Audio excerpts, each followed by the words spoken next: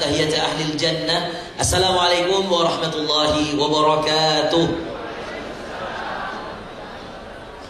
Dalam agama Bapak Ibu sekalian, Masya Allah, kita dianjurkan untuk saling tahu hak-hak dan kewajiban kita. Masya Allah, Rasulullah SAW bahkan dalam hadis Muslim menjelaskan kepada kita, hakul muslimi alal muslimi sitt. Ada 6 kewajiban, hak-hak seorang muslim yang harus ditunaikan kepada muslim yang lainnya. Dan di antara kewajiban itu, Masya Allah Bapak Ibu sekalian, Rasulullah menyebut kalimat idza da'aka fa'ajibhu. Ketika mereka mengundangmu, maka datangilah undangan-undangan itu. Seorang syekh kami di Sudan, Bapak Ibu sekalian, ketika kemudian datang undangan kepadanya, kebetulan kami salah seorang murid terdekat Profesor Syekh Amin Al-Hajj hafizahullah ta'ala, itu dicatat, bahkan ditaruh di depan kaca. Ada sebuah cermin di kamar beliau, itu semua undangan yang masuk dicatat satu persatu. Entah itu akikah, entah itu undangan pernikahan, entah, semuanya dicatat satu persatu Bapak Ibu sekalian yang dimuliakan Allah. Ditaruh di depan cerminnya, karena ini bagian daripada hak muslim dari muslim yang lainnya. Masya Allah, sampai sedetail itu beliau mencatat.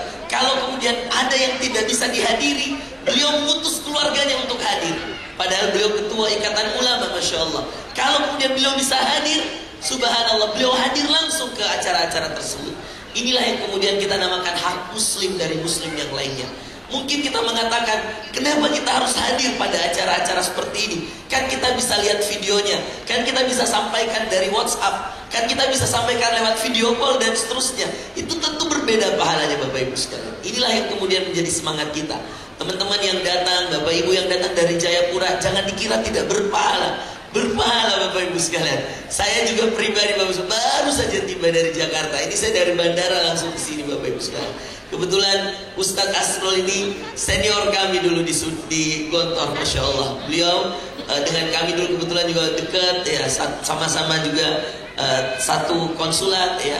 Kebetulan adik-adik beliau juga tadi Masya Allah yang baca Quran, Allahu Akbar. Ya, ini dari Jordan, ini belajarnya Masya Allah. Ada Afdal yang waktu itu saya sempat ceramah di malam pernikahannya.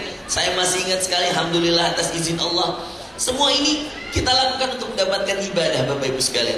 Kalau kemudian kita hanya hadir untuk sekedar mengejar pertemuan saja, rugi Bapak Ibu sekalian.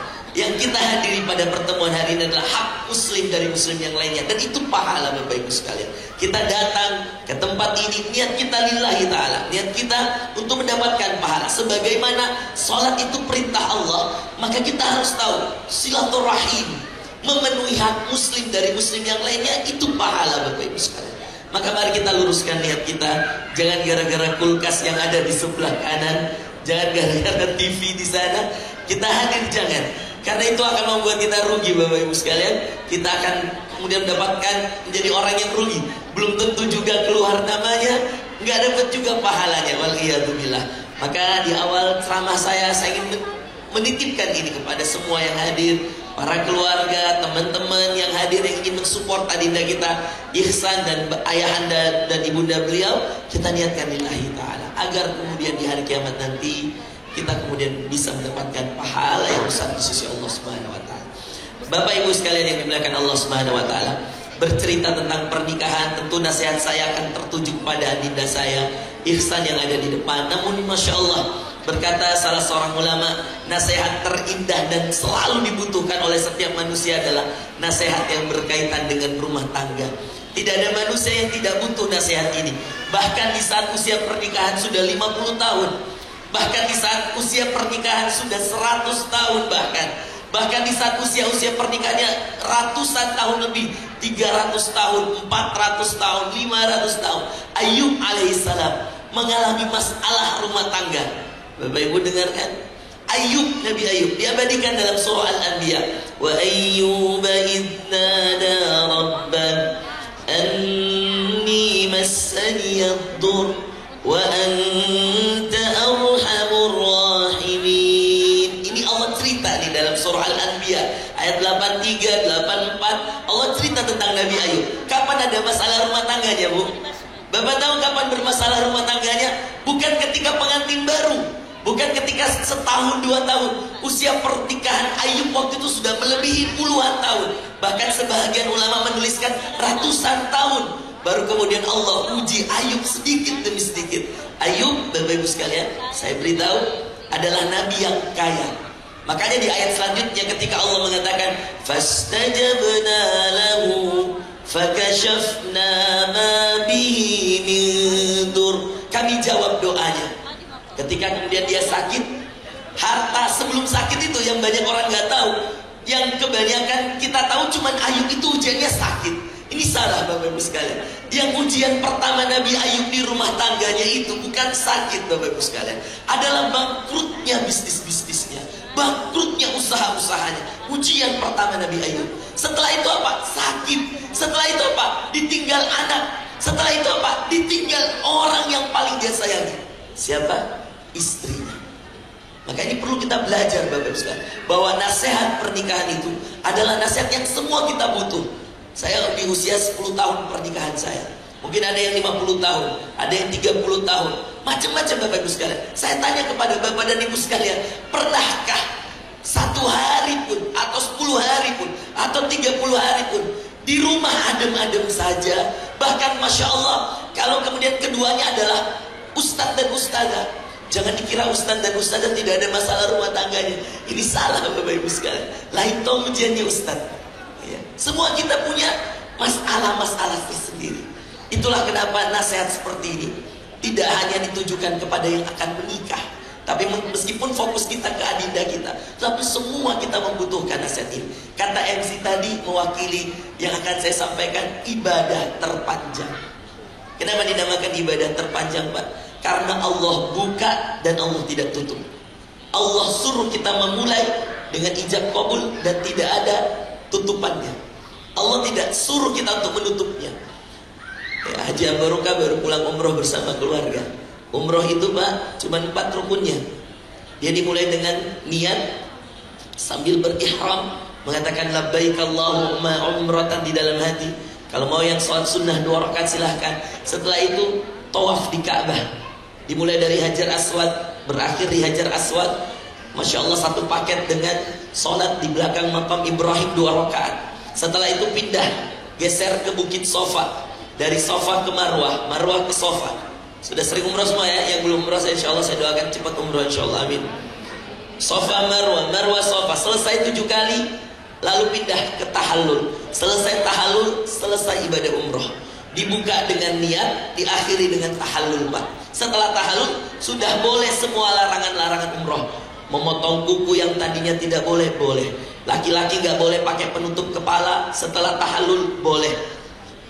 Ibu-ibu yang tidak boleh pakai parfum, wangi-wangian, setelah itu boleh dengan kadar yang dimaklumi dalam agama. Dan semua larangan berjima, hubungan suami istri, semuanya dibolehkan setelah larangan tahallul.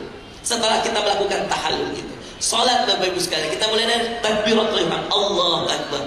Ketika kemudian kita sholat, makan gak boleh, ngomong gak boleh, bicara gak boleh, semuanya gak boleh Bapak Ibu. Bahkan memikirkan sesuatu yang lain-lain tidak diperbolehkan dalam sholat. Kapan kemudian boleh? Ketika Bapak Ibu mengatakan Assalamualaikum warahmatullah, ditutup dengan salam. Maka para ulama mengatakan, apa itu sholat? Ibadah tuftatahu bitakbiratil ihram. Dibuka dia dengan takbiratul ihram. Ditutup dia dengan apa? Salam. Assalamualaikum warahmatullah. Assalamualaikum warahmatullah. Selesai sholat Bapak Ibu sekalian. Puasa dimulai dengan niat.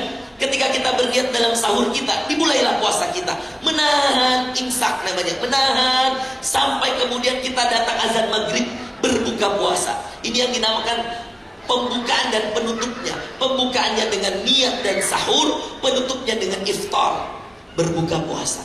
Selesai puasa Bapak Ibu sekalian. Haji sama Bapak Ibu sekalian. Kalau orang Indonesia sering haji tamattu. Ya, yang paling banyak kita datang tawaf, selesai, kemudian tunggu hari tarwiyah, wukuf. Coba yang sudah haji angkat tangan. Ada yang sudah haji? Masya Allah. Haji apa nih Pak? Pasti tamattu ya. Tamattu semua. Orang Indonesia tidak ada yang mau susah Pak ya. Kalau teman saya orang Afrika haji ifrad Pak. Itu haji ifrad dari awal sampai akhir dia tungguin memang, Masya Allah. Itu luar biasa. Jadi bayangkan itu haji ifrat bisa 40 hari dia dalam keadaan seperti itu. Ini orang Indonesia tidak bisa, memang orang Indonesia begini ya. Haji tamattu. Coba yang belum haji dan mau haji angkat tangan coba, insyaallah. Kita doakan cepat haji insyaallah.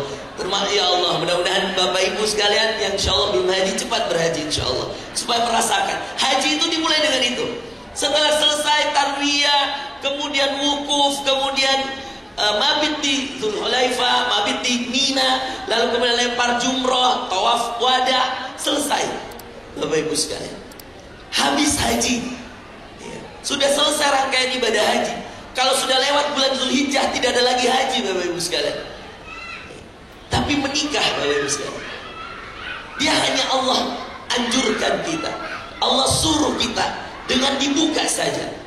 Tapi Allah tidak menutupnya. Perceraian itu bukan penutup. Perceraian itu kata Rasulullah SAW sesuatu yang dibolehkan, tetapi membuat Allah marah kepada pelakunya. Jadi nggak dianjurkan sama sekali. Maka pernikahan itu dibuka dengan ijab kabul, diakhiri di mana deh? Diakhiri di surga. Supaya kita selalu mengatakan dalam hati ketika kita mau menikah, itu kita mengatakan bahwa sehidup sesurga, bukan sehidup semati. Kalau sehidup semati nanti di akhirat berbeda. Perpisahan yang hakiki adalah ketika satu di surga, satu di neraka. Tapi Masya Allah kalau sehidup sesurga, inilah yang biasa kita diajarkan oleh Allah dalam doa Bapak Ibu sekalian. Ini hafal doanya Pak. Ibu hafalin doa dalam surah Al-Furqan di ayat ke-74 Pak. Ini Allah berfirman dan ini doanya ibadur rahman. Diajar Allah supaya kita bisa sehidup sesurga. Sama ki istri tak, hidup ki di dunia sama-sama, di surga ki sama-sama. Hidup dengan anak tak bersama di dunia, bersama di surga. Ada doanya. Al-Furqan ayat 74. Walladzina yaqulun, orang-orang yang selalu berdoa, Rabbana, ya Tuhan kami, hablana, karuniakan kepada kami, min azwajina, dari pasangan kami, wa dzurriyyatina, anak-anak keturunan kami, qurrata a'yun, penyejuk hati kami, waj'alna lil muttaqina imama, dan jadikan kami pemimpin bagi orang yang bertakwa.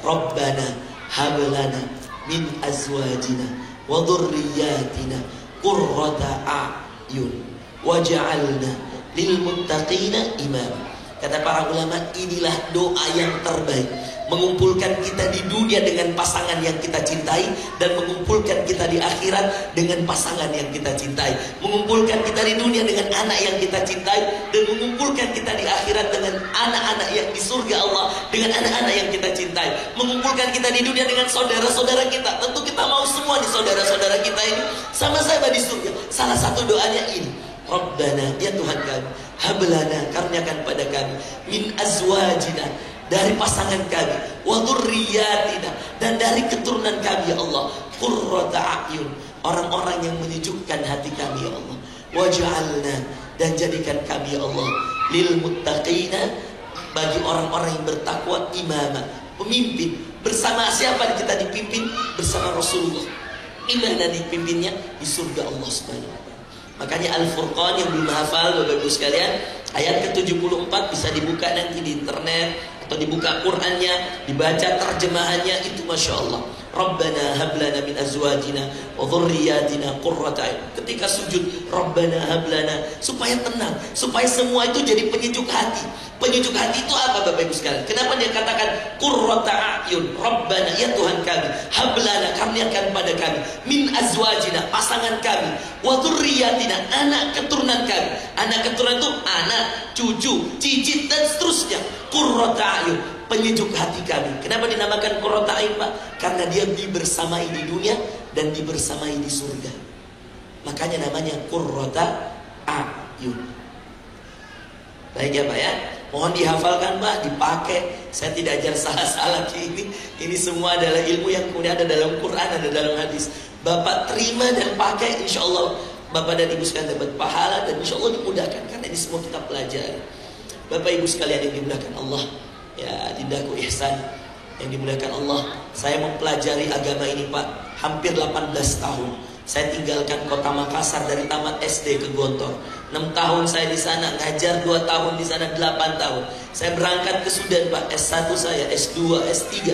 Ya, sampai sekarang ini saya masih kemudian harus balik nanti tanggal 8 Oktober untuk kemudian sidang S3 saya. Alhamdulillah 2010 saya berangkat ke Sudan, 2014 selesai S1 saya. Kemudian saya ambil lagi, alhamdulillah dapat beasiswa, S2 saya berangkat lagi, 2017 selesai. 2018 saya dapat lagi beasiswa dari rektor langsung. Dan alhamdulillah saat ini 2022 saya sudah diundang tanggal 8 Oktober Bapak Ibu sekalian. Saya akan berangkat, mohon doanya Bapak Ibu sekalian, insyaallah untuk sidang S3 saya. Saya datang ini Bapak Ibu sekalian, demi Allah saya katakan, saya sudah di Jakarta bersama istri dan anak saya.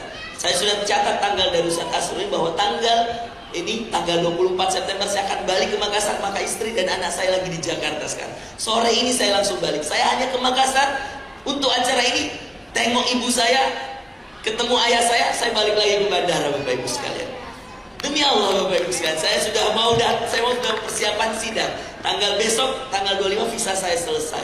Bapak Ibu sekalian, saya kasih tahu Bapak Ibu sekalian, selama saya belajar agama ini, tidak ada permasalahan yang paling kompleks dalam permasalahan agama ini, dan sifatnya tidak pernah jelas, tidak pernah kita tahu, sifatnya tidak pernah kita bisa bayangkan, melebihi permasalahan pernikahan. Tidak ada permasalahan sholat, Pak. Satu kali kita diajar sholat, sampai mati sholat tidak akan berubah. Satu kali kita diajar puasa, sampai mati tidak akan ada berubah puasa, Pak. Begitu-begitu saja puasa itu. Bangun sahur, tahun depan begitu lagi. Bangun sahur, niat, makan sahur, buka puasa, larangannya sama, aturannya sama Pak. Tidak ada yang saya jurusan ilmu hadis Bapak Ibu sekalian. Bab-bab yang paling sulit 2, babun nikah wa babut tolak, bab pernikahan dan bab perceraian. Itu bab paling sulit Bapak Ibu sekalian. Karena dia tidak pernah jelas. Kenapa tidak pernah jelas Bapak Ibu sekalian? Mohon perhatian sedikit. Kenapa bab ini paling sulit dalam ilmu agama? Karena ini berkaitan bukan dengan aturan manusia, bukan dengan aturan Allah. Ini berkaitan dengan manusia itu sendiri yang kadang-kadang dia tidak perbaiki imannya, kadang-kadang dia tidak taat pada Tuhannya. Maka bab pernikahan dan bab perceraian adalah berkaitan dengan manusianya. Kalau manusianya tidak perbaiki dirinya, meski dia kaya, meski punya jabatan, meski kelihatannya mobilnya mewah, percaya tidak akan tenang hidupnya. Kenapa? Karena ketenangan abadi ada di keluarga.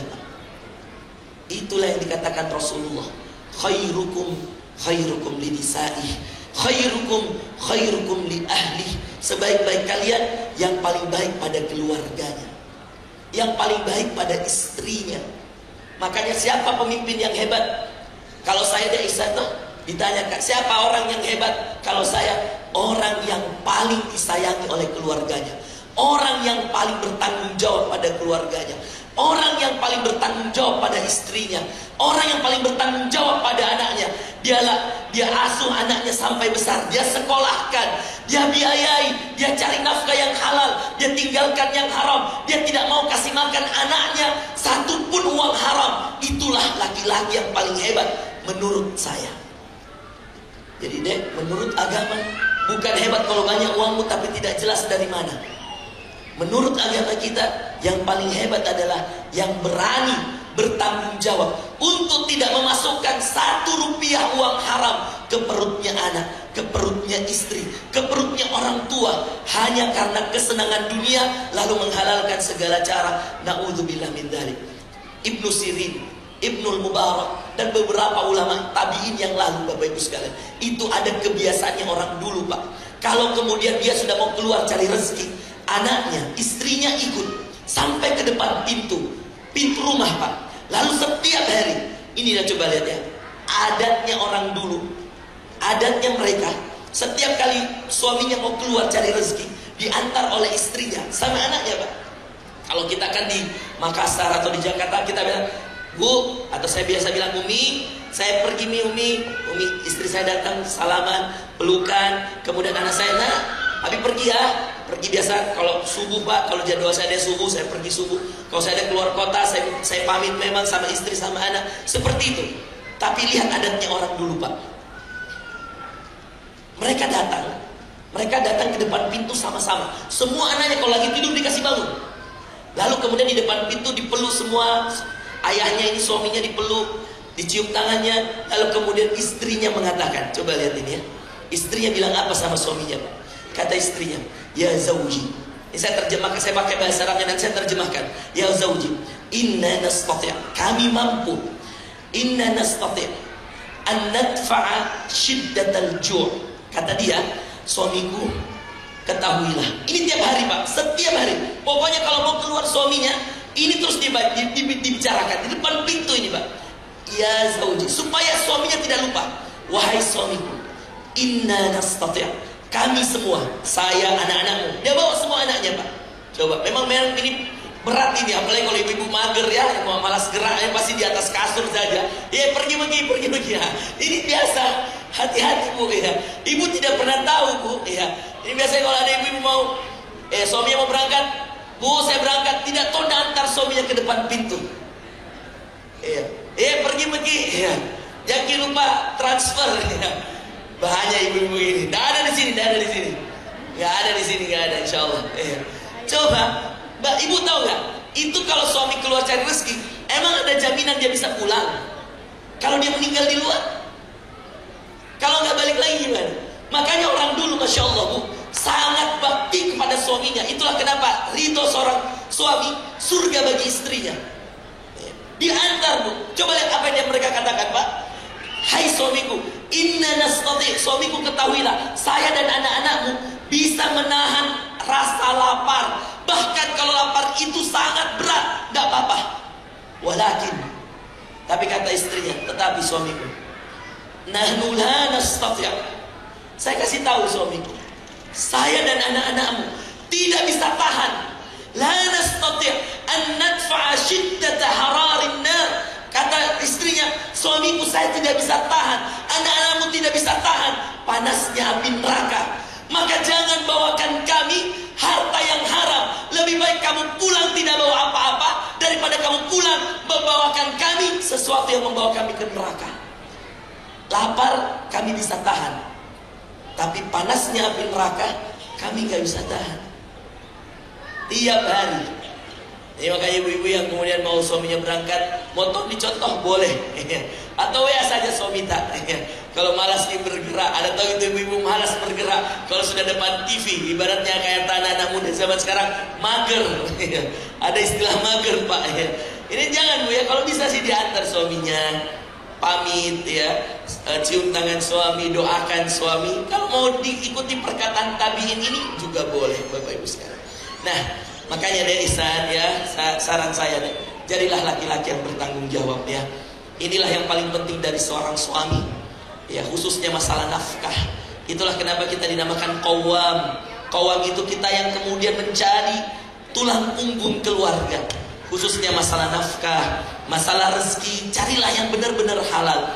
Jadilah laki-laki yang bertanggung jawab. Dan bertanggung jawabnya kita adalah dengan menjaga anak dan istri kita dari api neraka. Kemudian yang kedua, selain bertanggung jawab tadi, ada sifat yang juga menjaga rumah tangga Bapak Ibu sekalian. Dan ini juga saya nasihatkan kepada Adik Ihsan. Siapa tahu tidak ketemu kita karena saya mungkin di Sudan agak lama ya, mungkin 2-6 bulan. Saya tidak tahu mungkin berapa lama saya bisa sidang ya.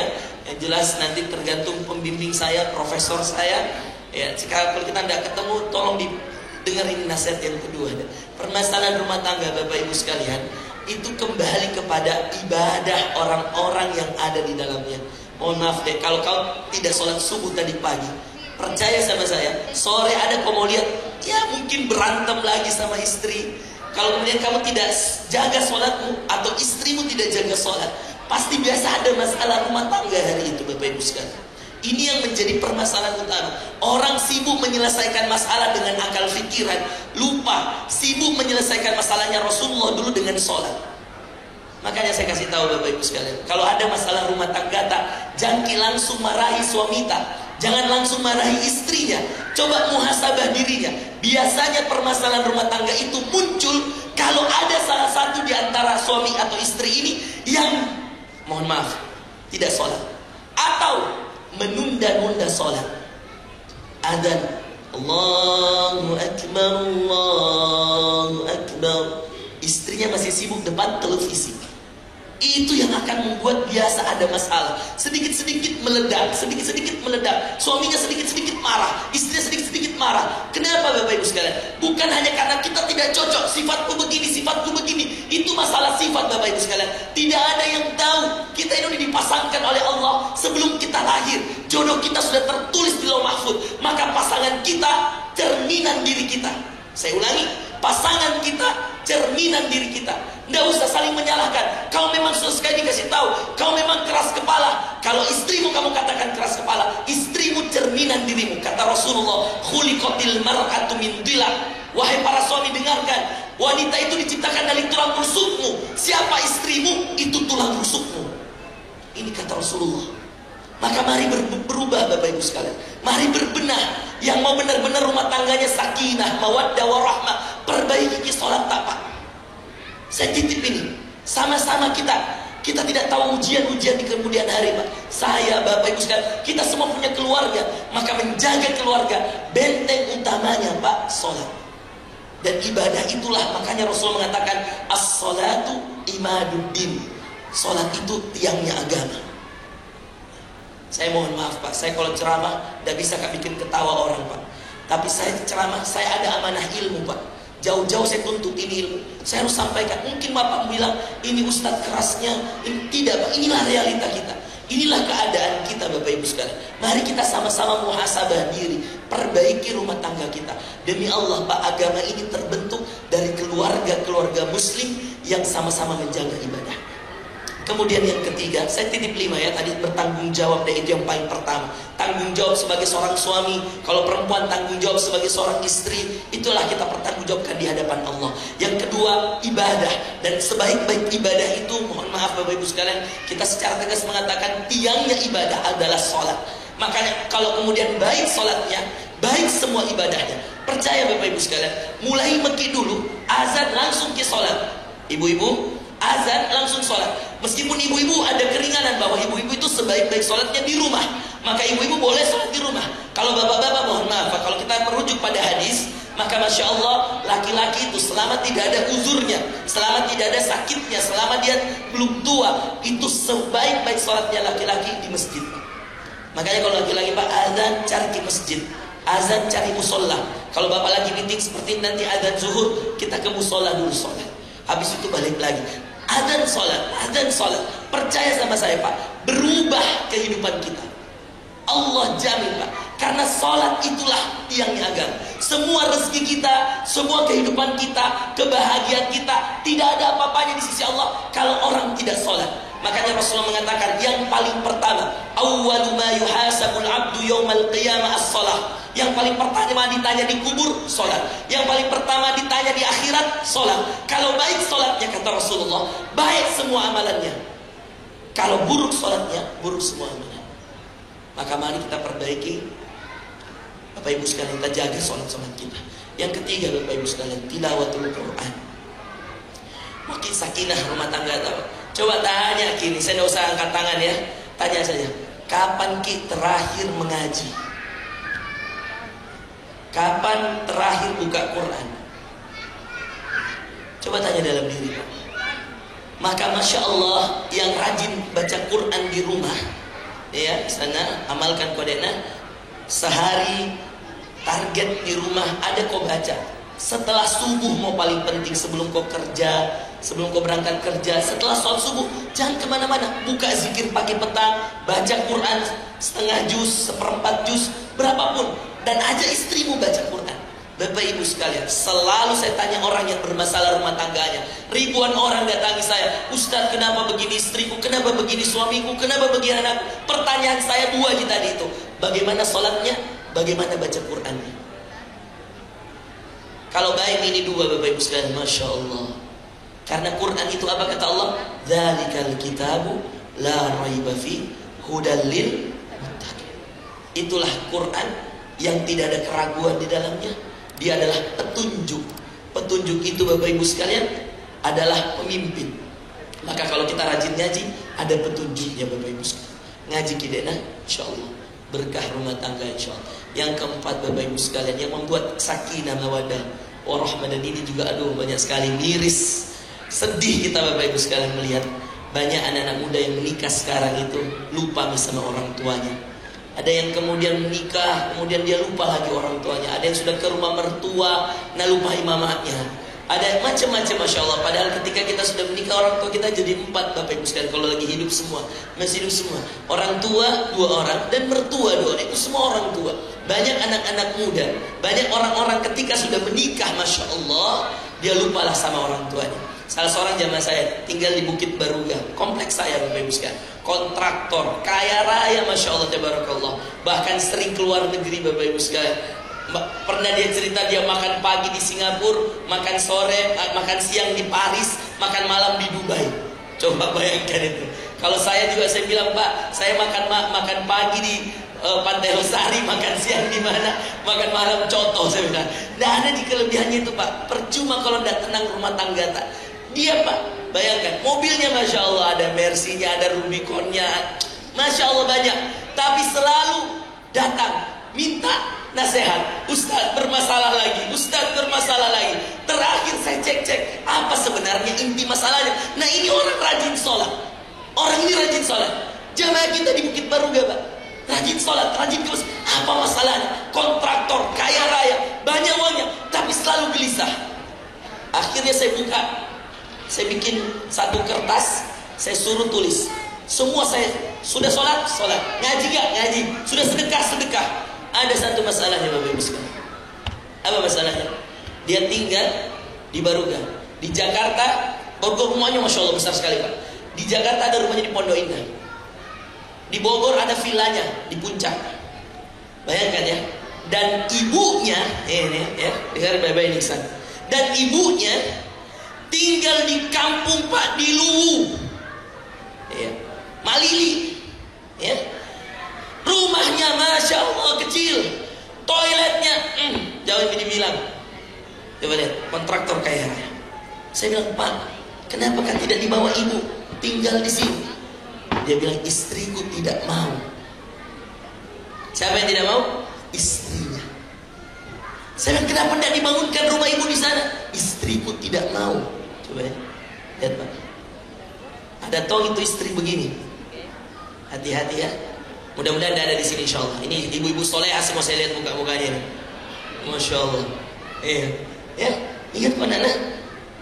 Ya, jangan sampai istrimu membuat kamu jauh dari ibumu, nah. Hati-hati Pak Nana. Banyak kejadian rumah tangga begini. Ini kisah nyata Pak. Setelah itu saya paksa. Saya bilang, Pak, berhenti datangi saya blokir nomor tak. Kalau kita tidak bangunkan rumah bayi-bayi ibu tadi sana, atau aja tinggal ke Makassar. Saya tidak mau Pak. Kasih bilang, tidak ada selesai-selesainya. Biar saya doakan sampai berbusa-busa mulut saya. Biar saya umrohkan khusus untuk masalah tak. Tidak selesai. Ridallah fi ridal walidain. Dan kata Rasulullah, ummuka. Gimana mau selesai masalah kalau ibunya saja nggak diperhatikan Pak? Saya bilang kayak gitu. Ibumu, diam dia, nangis. Saya kasih pausan, biar banyak rumahmu. Ya. Tapi kalau banyak masalah, tidak ada gunanya. Kita ini kontraktor tonjeki. Apa itu kontraktor? Kontrak rumah pindah kontrak lagi. Ya, saya masih ngontrak, nggak apa-apa. Saya bilang sama saya, nggak apa-apa kita ngontrak. Yang penting tidak riba. Ya. Daripada saya ambil uang di bank, riba untuk rumah. Saya masih ngontrak Bapak Ibu. Sudah 10 tahun saya nikah deh. Saya masih ngontrak. Bangga saya ngontrak karena saya banyak bayar pakai uang saya, pakai hasil ceramah, pakai hasil nulis buku, hasil ngajar di kampus. Halal saya pakai. Saya kasih tinggal istri saya di rumah yang halal. Lebih bagus daripada kemudian saya, mohon maaf, paksa diri saya bermewah-mewahan. Tapi apa? Utang, bank lagi, konvensional lagi. Aduh, banyaknya masalah. Nah yang terakhir, jadi berbakti sama orang tua, khususnya ibumu. Jaga baik-baik, jangan sampai istrimu membuat kau jauh dari ibumu. Itu di surgamu itu dikirimu itu. Masya Allah, ya Allah. Ya, ibu, Masya Allah. Ya. Yang terakhir Bapak Ibu sekalian, ya, menutup ceramah kita hari ini.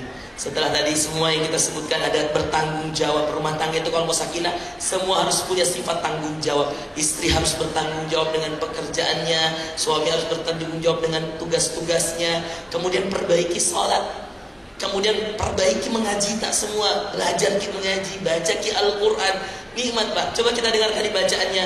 Masya Allah, adanya Ustaz Asrul yang di Jordan ini, Masya Allah, indah sekali. Coba bayangkan anak-anak kita menghafal Quran, anak-anak kita bisa baca, mengaji seperti itu. Siapa orang tua yang tidak bangga? Bahkan Syekh kami di Sudan mengatakan, andaikan anakmu tidak punya ijazah S1, S2, S3, tapi dia hafal Quran, dia seakan memberikan kamu dunia dan seluruh isinya. Tidak ada Pak yang mengalahkan kalau anak-anak bisa hafal Quran, anak-anak bisa mengaji, anak-anak bisa paham agama. Dia doakan orang tuanya di keheningan malam, Rabbi ghafirli wa liwalidayya warhamhuma kama rabbayani saghira. Ya Allah, itu kenikmatan abadi. Makanya Masya Allah, investasi terbaik Bapak Ibu, anak. Ya Alhamdulillah semuanya punya anak, dan Masya Allah mari kita jaga anak-anak kita dalam kebaikan. Yang terakhir Ihsan, ya saya titip untuk kita semua juga, masalah rumah tangga itu biasa muncul dari komunikasi.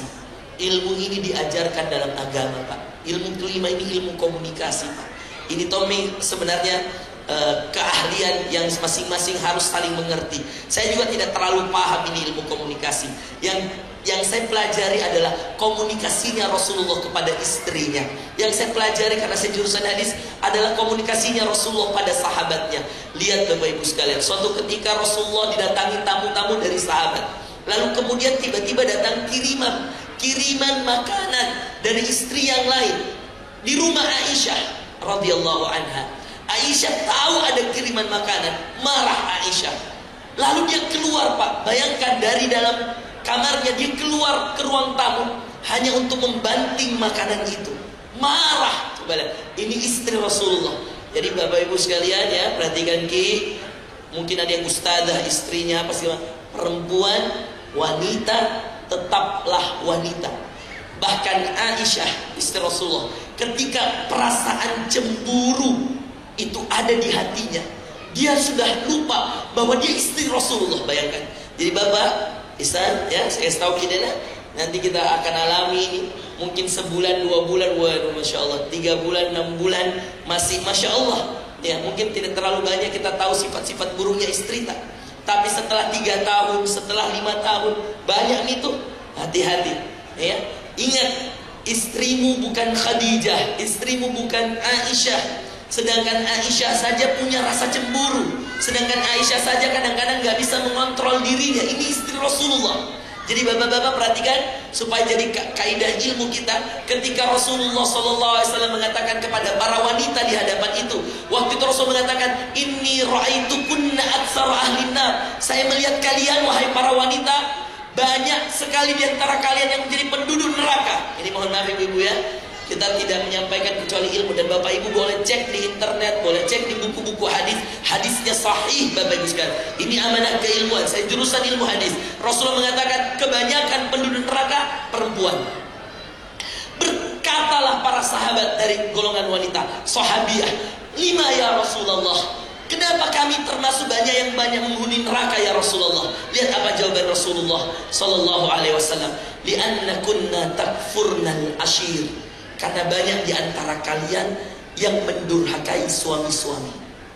Lalu kemudian bertanya lagi, kenapa kami bisa banyak mendurhakai suami-suami ya Rasulullah? Li'anna kunna nisfukumul aql.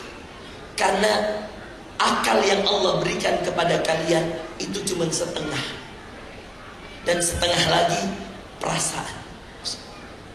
Makanya perempuan itu dominasi rasa deh. Sebenarnya ini tips ya. Saya juga masih belajar, semua kita masih belajar. Maka mengenali wanita adalah bagian terpenting dari sakinah mawaddahnya rumah tangga. Jangan pernah berharap wanita yang akan kemudian sempurna di hadapan kita, tidak bisa. Karena wanita setengah akalnya kata Rasulullah, yang dominan perasaannya. Maka ketika Aisyah, bayangkan ini Aisyah, Bapak Ibu sekalian, satu-satunya perempuan yang meriwayatkan 2.600 hadis. Dari 6 sahabat periwayat hadis terbanyak, semua laki-laki kecuali 1, Aisyah. Itu urutan nomor 4 setelah Abu Hurairah, Abdullah bin Umar, Anas bin Malik, Aisyah nomor 4. Tidak ada yang kalah pintar Aisyah dari golongan sahabat perempuan, tidak ada. Tidak ada yang mengalahkan kepintarannya Aisyah. Dia putrinya Abu Bakar dan dia istri kesayangan Rasulullah setelah meninggal Khadijah. Tapi lihat Bapak Ibu sekalian, kok bisa diceritakan dalam sejarah Rasulullah, dalam kitab yang sangat banyak. Bapak Ibu bisa buka Sirah Nabawiyah. Ada kitabnya Syekh Abdurrahman Sofiur Rahman Al-Mubarakfuri, namanya Ar-Rahiq Al-Makhtum, kisah perjalanan manusia tersempurna. Itu dijelaskan, saya pelajari di semester 1 di sana, di Sudan. Itu dijelaskan, Aisyah pernah banting piring di hadapan sahabat, ada Rasulullah depan tamu. Kenapa? Bukan karena dia tidak tahu, hatinya sedang galau, hatinya sedang cemburu. Inilah perempuan. Jadi jangan sampai nanti ketika istrimu cemburu kau lebih marah. Hati-hati Mbak, ini yang biasa membuat terjadi perceraian. Istrinya ngambek, diamkan aja Pak, besok selesai itu masalah. Istri tak ini marah-marah, biarkan, dengarkan aja. Karena memang penelitian di Amerika, saya pernah ikuti pelatihannya Pak Cahyadi Takaryawan. Ini salah satu parenting, Masya Allah. Saya satu mimbar di Jogja waktu itu. Setelah itu kemudian saya dengarkan beliau menyampaikan materi tentang parenting. Beliau mengatakan kenapa perempuan banyak sekali bicaranya, Masya Allah. Di WA kuat sekali ngetik, Masya Allah, kalau ngomong banyak sekali. Abi, suamiku, ayah titip ini, ayah kenapa begini. Dan suami kenapa selalu jawabannya singkat, cepat, dan tidak mau ribet. Oke, siap. Apa lagi? Iya. Coba, apa dia bilang Pak Cahyadi Pak? Ya, kalau kau dapat istri cerewet, jangan bilang itu fitrah. Wanita itu Masya Allah, kata Pak Cahyadi, diteliti di Amerika, harus mengeluarkan 21.000 kata. Balas sih. Pantas istriku juga kalau ngomong banyak ngomongnya. Baru kalau saya bilang, oke sayang, iya Umi bilang, nggak bisa nggak jawab yang lebih panjang sedikit. Saya mau bilang apa? Kan titipannya, Abi titip di Alfamart atau Indomaret A, B, C, D, E. Kalau tidak ada yang ini ganti yang ini ya. Ini foto-fotonya, berlengkap dengan foto-fotonya. Dia cerita semua. Jangan sampai salah ukurannya ya Abi. Jangan ini Abi. Iya, saya jawab, oke Umi. Istri saya balas, tidak bisakah jawabannya lebih romantis sedikit? Tidak ada kata-kata yang bisa kita keluarkan. Jagota itu ceramah, kenapa kalau balas WA sedikit? Coba Pak. Ya. Ternyata perempuan memang harus mengeluarkan 21.000 kata satu hari. Makanya saya ceramah ini tidak enak di perasaannya ibu-ibu. Karena ibu bilang, gantian ke Ustaz, saya mau ceramah ya. Masya Allah. Kalau bapak-bapak 7.000, berapa selisihnya? 14.000. Nah itu bapak-bapak 7.000 habis di kantor dia pakai. Kayak saya kodong habis di ceramah. Iya. Kalau istri saya ya, oke sayang, oke Umi, gitu ya. Habis di ceramah. Makanya Masya Allah para bapak-bapak juga imbangi. Saya juga belajar. Maka Masya Allah ketika istri saya ngomong sekarang, saya belajar. Oh kasih juga. Ya sayang, apa lagi Umi? Mau gak yang ini? Mau gak dititipkan makan? Nah itu saya belajar juga dalam ilmu parenting sama Pak Cahyadi. Jadi kita terus belajar. Oh begini toh wanita itu. Jadi yang terakhir ini yang perlu kita sama-sama belajar dalam urusan pernikahan Bapak Ibu adalah masalah komunikasi. Kalau lagi marah istri tak, lagi cemburu, jangki kita juga tambah marah deh. Iya. Nggak selesai itu, diam saja. Besok napel rezeki lagi itu. Iya. Apalagi kalau ada kiriman-kiriman online-nya, pasti nawe Abi transfer dulu. Ada kirimanku dari Shopee. Ya. Ada kirimanku dari Tokopedia. Pasti dia WA aja. Tenang minta insya Allah ya. Dan jaga diri tak, jangan sampai membuat istri kita cemburu. Nah Aisyah tadi Bapak Ibu sekalian adalah representasi cerita dalam sejarah Nabi bahwa wanita tetaplah wanita meskipun dia istri Nabi. Ada sifat cemburunya, ada sifat yang perlu dipahami oleh suaminya. Maka apa yang dilakukan Rasulullah ketika Aisyah membanting makanan yang dari, ya, ini ada beberapa riwayat, ada yang mengatakan dari Saudah, ada yang mengatakan dari Zainab, ya, kemudian diambil oleh Rasulullah dan dengan sederhana Rasul mengatakan pada para sahabatnya, Gorrat ummukum, ibu kalian, ibu itu maksudnya Aisyah istri Rasulullah SAW, ibu kalian sedang cemburu. Itu aja. Nggak masuk Rasul pergi marah-marah, kenapa kamu banting piring Anda? Itulah akhlaknya Nabi kita Sallallahu Alaihi Wasallam. Saya kira itu ya, Dek. Bapak Ibu demikian, mohon maaf ya. Saya di sini jam ke bandara lagi Bapak Ibu sekalian. Mohon doanya selamat sampai tujuan ya. Mohon doakan juga kedong S3 aku, mudah-mudahan dimudahkan Allah, amin. Amin. Jangan kisah-kisah doakan orang. Mudah-mudahan kalau kita doakan nanti pahala ceramah saya ke tempat-tempat lain ibu dapat juga. Mudah-mudahan S3 saya dimudahkan Allah, amin. Terima kasih ibu doa atas semua. Saya butuh doa atas kodong ya, Masya Allah. Disertasi saya itu 348 halaman bu. Pusingnya itu bu. Itu hadis semua diteliti itu bu. Masya Allah. Butuh doa atas semua. Dan Insya Allah mudah-mudahan kita semua diberikan oleh Allah kemudahan. Ya inilah kontribusi saya yang bisa saya berikan untuk umat ya. Saya belajar. Kalau saya tidak belajar, tidak ada yang bisa saya bagi Bapak Ibu sekalian. Saya harus banyak belajar supaya saya bisa ceramah di depan orang. Saya bisa berikan apa yang kemudian bermanfaat bagi saya, keluarga saya dan masyarakat secara umum. Dan kita doakan adinda kita ihsan Insya Allah. Mudah-mudahan saya mohon izin juga Bu Pak Ilham ya. Tidak bisa Kak hadir besok Insya Allah. Tapi Insya Allah doaku menyertai Insya Allah. Semoga yassarallahu amrak ya. Semoga dimudahkan Allah. Saddadallahu khutab. Semoga Allah bimbing langkah-langkah tak besok. Dimudahkan ijab kabulnya. Dimudahkan sampai kemudian nanti Insya Allah sakinah mawaddah warahmah. Dan juga Bapak Ibu sekalian mudah-mudahan pernikahan kita selalu diridhai Allah. Jadi pernikahan yang sakinah mawaddah warahmah. Keluarga kita menjadi keluarga yang Insya Allah selalu mendapatkan bimbingan taufik dari Allah Subhanahu Wa Taala. Demikian Bapak Ibu sekalian, kelebihan dari Allah dan kesalahan dari saya mohon maaf dan saya memohon ampun kepada Allah dan astaghfirullah wa natubu ilaih. Jazakumullah khairan. Assalamualaikum warahmatullahi wabarakatuh.